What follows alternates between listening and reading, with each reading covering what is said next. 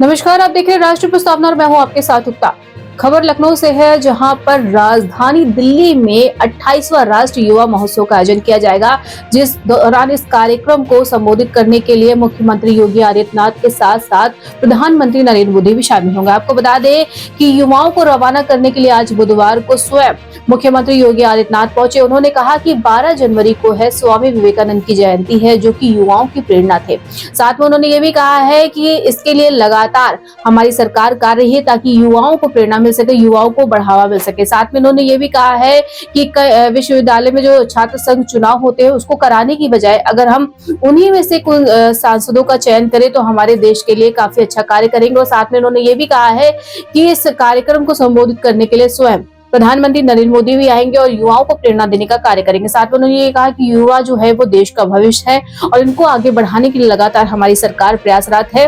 और हम भी चाहेंगे कि इस कार्यक्रम से के दौरान जो जितने भी युवा आए वो कुछ न कुछ प्रेरणा लेकर ही जाए। राष्ट्रीय प्रस्तावना के लिए लखनऊ से संजू श्रीवास्तव की रिपोर्ट। विभाग के सचिव सुहास एलवाई और आज के इस कार्यक्रम में उपस्थित सभी प्रतिभागी युवा साथियों,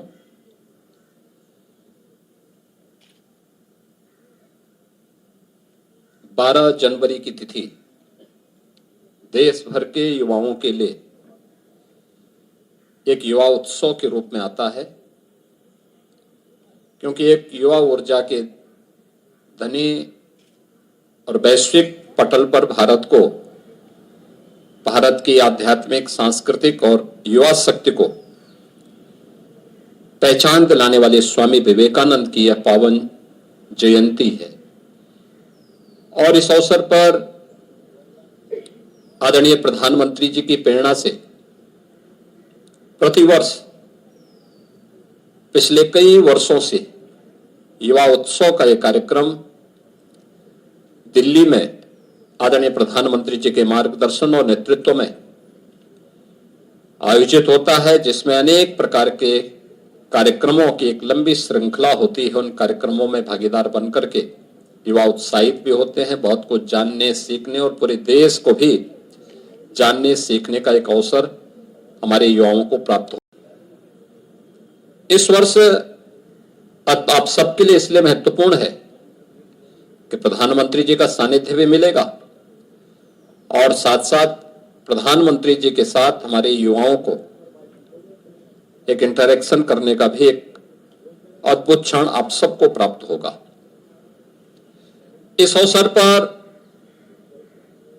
जब हम लोग राष्ट्रीय युवा उत्सव के लिए इस प्रतिभागी टीम को यहां से रवाना कर रहे हैं, तो 3 प्रकार के आयोजन में आपको भागीदार बनना है। एक, प्रधानमंत्री मोदी जी ने देश के सामने आजादी के अमृत महोत्सव वर्ष में कुछ लक्ष्य रखे थे। उनमें था विकसित भारत। एक विकसित भारत के लिए युवाओं की ऊर्जा कैसे सहायक हो सकती है और युवा ऊर्जा का उसमें क्या योगदान हो सकता है, क्योंकि आज आप युवा हैं। जब ये देश आने वाले 22-23 वर्षों में अपनी शताब्दी वर्ष मना रहा होगा,